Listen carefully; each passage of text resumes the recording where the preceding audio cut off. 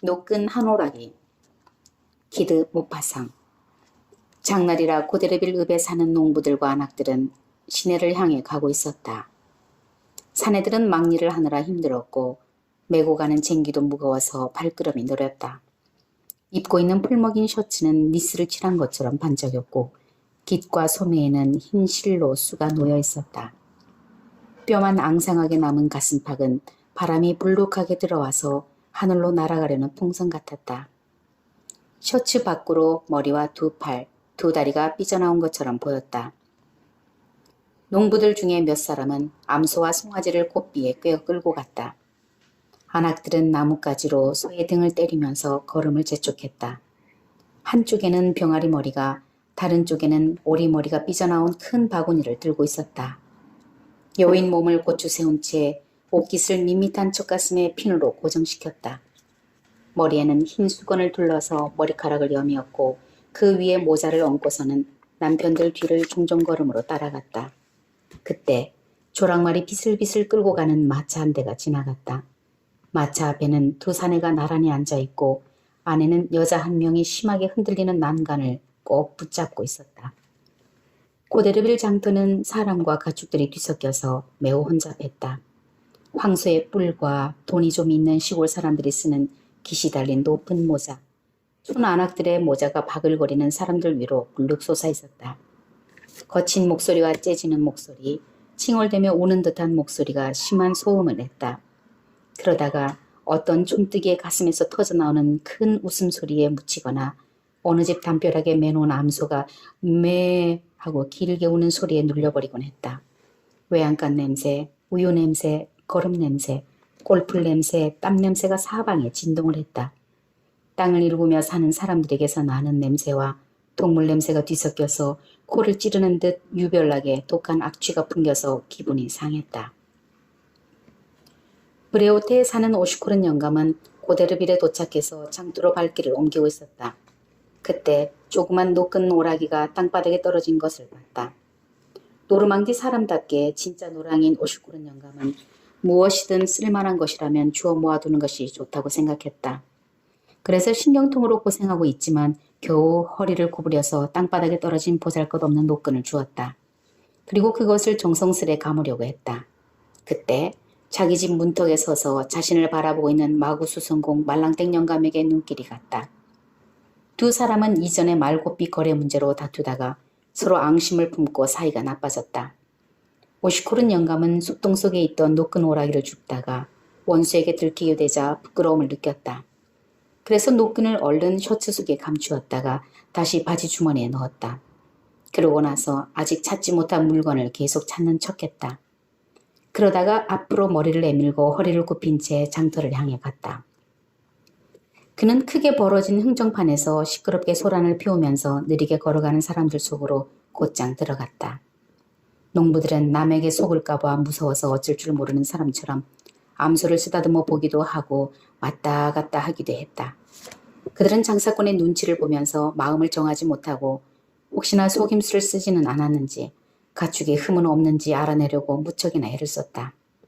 안악들은 큰 바구니를 발밑에 놓고 거기서 닭과 오리를 꺼냈다. 그러면 다리가 묶인 가축들은 땅바닥에 떨어져서 놀란 듯이 눈을 두리번거렸다. 안악들은 손님이 부르는 값을 듣고는 지지 않을 자세로 무표정한 얼굴을 한 채 자기가 받을 값으로 버텼다. 그러다가 갑자기 깎아서 불렀던 값에 팔기로 결심하고는 그냥 가버리는 손님에게 큰 소리로 이렇게 외쳤다. 그렇게 할게요. 앙팀 영감님. 그렇게 드릴게요. 잠시 후 낮 기도의 종소리가 정오를 알리고 여기저기 흩어져 있던 사람들은 주막으로 들어갔다. 주르댕네 주막은 손님들로 큰 홀이 꽉 찼다. 넓은 마당도 짐수레와 이륜마차, 2인승 마차, 포장마차, 집마차 등 온갖 종류의 수레와 마차로 가득 차 있었다. 진흙이 누렇게 묻은 것, 뒤틀린 것, 끌채가 하늘로 치켜진 것, 코는 땅에 박고 꽁무니는 하늘로 치솟은 것, 여기저기 땜질한 것 등 다양했다. 손님들이 앉은 테이블 바로 맞은편에 있는 커다란 벽난로에서는 이글거리는 불꽃이 나와서 오른쪽에 줄지어 앉은 손님들의 등에 더운 기운을 계속 뿜었다. 닭고기와 비둘기고기, 양고기를 꿰 3개의 꼬챙이가 돌아가고 익은 고기와 덜 익은 껍질에서 흘러내리는 국물의 향긋한 냄새가 식욕을 자극해서 입에 군침이 돌았다. 땅을 갈아서 먹고 사는 사람들 중에 돈이 좀 있는 이들은 주막을 운영하면서 말 장사도 하고 돈은 많지만 성질은 못된 주르댁 내에서 식사를 했다. 오가는 접시들과 능금주자는 금방금방 비어나갔다. 사람들은 각자 물건을 사고 파는 장사 이야기나 농사 이야기를 했다. 지금 날씨가 채소 농사에는 좋지만 밀 농사에는 좋지 않아서 좀 더 건조하면 좋겠다고 말했다. 갑자기 식당 앞마당에서 북소리가 울렸다. 관심이 없는 사람들을 빼고는 모두 일어서서 문으로 창문으로 달려갔다. 입에는 음식을 가득 물고 손은 냅킨을 쥐고 있었다. 북소리가 그치자 소식을 전하러 온 사람이 말을 제대로 끊지 못하고 다그치듯이 큰 소리로 외쳤다. 고데르빌 주민들에게 알립니다. 아니, 장터에 계신 모든 분들은 알아두시기 바랍니다. 오늘 아침 9시에서 10시 사이에 만빌에 사는 포르투네 울베르크 씨가 베즈빌 거리에서 500프랑의 돈과 서류가 들어있는 까만 가죽 지갑 하나를 잃어버렸습니다. 주운 분은 즉시 읍사무소나 울베르크 씨 댁으로 보내주시기 바랍니다. 그럼 20프랑의 보상금을 드립니다. 그러고 나서 그 사람은 바로 가버렸다. 저 멀리서 다시 한번 둔탁한 북소리와 그 사람의 희미한 목소리가 들렸다. 그러자 사람들은 울브레크 씨가 지갑을 찾을 것인지 못 찾을 것인지 그 가능성을 이리저리 따져보면서 사건에 대해 이야기하기 시작했다. 사람들이 식사를 마치고 커피를 다 마셔갈 때쯤 헌병대장이 문 앞에 나타났다. 그는 물었다. 여기 브레오테에 사는 오시코른 씨라고 있습니까? 식탁 끝에 앉아있던 오시코른 영감이 대답했다. 나요.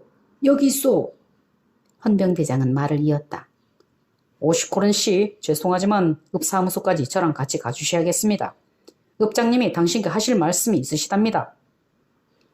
영감은 놀랍기도 하고 불안하기도 했지만 작은 잔에 담긴 술을 단숨에 마시고는 자리에서 일어섰다. 식사를 한 후의 첫걸음은 늘 유난히 어려웠기 때문에 아침보다 더 허리를 구부린 채로 이렇게 중얼거리면서 걸어갔다. 나요, 나요. 그는 헌병대장을 따라갔다. 뒤따라갔다. 읍장은 안락의자에 앉아서 오시코른 영감을 기다리고 있었다.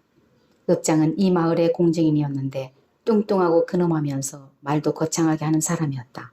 그는 말했다. 오시코른 씨, 오늘 아침에 베즈빌 거리에서 당신이 만빌에 사는 울베르크 씨가 잃어버린 지갑을 줍는 걸 본 사람이 있습니다. 영감은 말문이 막혀서 읍장을 바라보았다. 그는 왠지 알 수 없지만 자신을 찍어 누르는 듯한 의심에 이미 질려버렸다. 내가요? 내가 그 지갑을 주었다고요? 네, 바로 댁께서요. 정말이지, 난 그런 일은 눈꼽만큼도 알지 못하는데요. 당신을 본 사람이 있다니까요. 나를 봤다고요? 나를 봤다는 게 누구요? 마구상 말랑댕 씨요. 그 순간 영감은 생각이 났다. 그의 말을 그제 이해할 수 있었다. 그래서 화가 나서 열을 내며 이렇게 말했다. 아, 그놈이 나를 봤다고요? 그 망할 놈이, 그놈이 날 봤지요. 이 노끈 줍는 것을요. 자요, 읍장님. 그러고는 주머니 속을 뒤져서 노끈 오라기를 꺼냈다. 하지만 읍장은 믿지 않고 고개를 저었다. 오시코른 영감님, 내게 속임수를 쓰지 마세요. 믿음직한 말랑댕 씨가 노끈을 지갑으로 잘못 봤을까요? 영감은 화가 치밀어서 손을 쳐들고는 자신의 정직함을 증명하려고 옆에다 침을 뱉고 나서 이었다. 하지만 이건 하느님이 하시는 거룩한 사실입니다. 사실입니다, 읍장님. 제 영혼과 하느님을 걸고 맹세합니다. 읍장이 다시 말을 꺼냈다. 그 물건을 줍고 나서 당신은 혹시 진흙 속에 지갑의 동전 몇 푼이 빠져서 떨어지지는 않았는지 한참 찾아보기까지 했다던데요. 영감은 분하기도 하고 겁이 나기도 해서 숨이 막힐 지경이었다. 어찌 그렇게 말할 수 있을까? 어떻게 그따위로 입을 놀릴 수 있을까? 그가 아무리 그러지 않았다고 해도 소용없었다. 사람들은 그의 말을 믿어주지 않았다. 그는 말랑댕 씨와 만났다. 그러나 말랑댕 씨는 그 말을 반복하면서 자기 말이 옳다고 주장했다. 그들은 1시간이나 서로 욕을 퍼부었다. 오시코른 영감은 자진해서 몸수색을 받았으나 아무것도 나오지 않았다. 마침내 읍장은 몹시 당황해서 검찰에 알아보고 지시를 받은 후에 통지하겠다고 하면서 그를 그냥 돌려보냈다. 그 소식은 곧 퍼져나갔다. 읍 사무소를 나오자 영감은 진지하거나 빈정거리거나 간에 호기심이 가득한 사람들에게 둘러싸여서 어떻게 되었느냐는 질문을 받았다. 하지만 아무도 영감의 봉변을 분하게 생각하는 사람이 없었다. 그래서 그는 노끈 이야기를 했다. 하지만 누구도 그의 말을 믿어주지 않고 그저 웃어주기만 했다. 그저 웃기만 했다. 그는 가는 곳마다 사람들에게 붙들리기도 하고 영감 자신이 아는 사람들을 붙잡고는 그 이야기와 자신의 억울함에 대한 항의를 계속 늘어놓았다. 그리고 자기는 가진 것이 전혀 없다는 걸 증명하려고 주머니를 뒤집어 보이기도 했다. 그러면 사람들은 그에게 이렇게 말했다. 교활한 영감 같으니라고 가버려요. 그는 화가 치밀고 약이 올랐으나 사람들이 믿어주지 않아서 열이 나고 서글픈 생각이 들었다. 그래도 어쩔 줄을 모르고 여전히 자기 이야기만 하고 다녔다. 저녁이 되어 집으로 돌아가야 했다. 그는 이웃 사람 3명과 함께 길을 걸었다. 그는 그들에게 자기가 노끈 오라기를 주었던 장소를 알려주었다. 그리고 길을 걷는 내내 자기가 당한 사건에 대해 얘기했다. 밤늦도록 그는 사람들에게 그 이야기를 하느라 브레오테 마을을 한 바퀴 돌았다. 하지만 그는 자기 말을 믿어주지 않는 사람들을 만났을 뿐이다. 그는 그 일로 밤새 앓았다. 다음날 오후 1시쯤 이모빌의 농부이자 브레통 영감네 농장의 머슴인 마리우스 포멜이 그 지갑과 속에 든 물건을 만빌의 울베르크 씨에게 돌려주었다. 그는 그것을 길에서 주었다고 주장했다. 하지만 글을 읽지 못하는지라 집에 갖고 갔다가 주인에게 줬다고 했다. 그 소식은 곧 근방에 퍼졌다. 오시코른 영감도 그 소식을 들었다. 그는 즉시 동네를 한 바퀴 돌면서 무사히 해결된 자기 얘기를 했다. 그는 의기양양해서 말했다. 내가 우울했던 건 그 사건 자체가 아니라고. 자네가 알지? 사람 잡는 거짓말 말이야. 어떤 거짓말로 인해 비난을 받는 것처럼 마음이 상하는 일도 없지. 하루 종일 그는 자기가 겪은 일에 대해 얘기했다. 길 가는 사람에게도, 술집에서 술 마시는 사람에게도, 주일날 교회에 나온 사람에게도, 심지어는 전혀 모르는 사람을 세워놓고는 그 이야기를 늘어놓았다. 이제야 그는 속이 시원했다. 그러나 뭐라고 꼬집어서 말할 수는 없지만 어딘가 꺼림칙한 데가 있었다. 사람들이 이야기를 들으면서 자기를 놀리는 듯 했기 때문이다.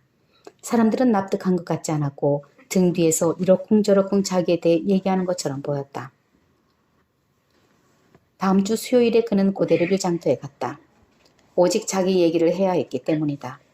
자기 집 문 앞에 서 있던 말랑댕은 그가 지나가는 것을 보고 웃기 시작했다. 왜 그러는 것일까? 영감은 크레크토에 사는 한 농부를 만나서 그 이야기를 꺼냈다. 농부는 말을 마치기도 전에 아랫배를 손으로 탁 치면서 그의 얼굴에 대고 이렇게 외쳤다.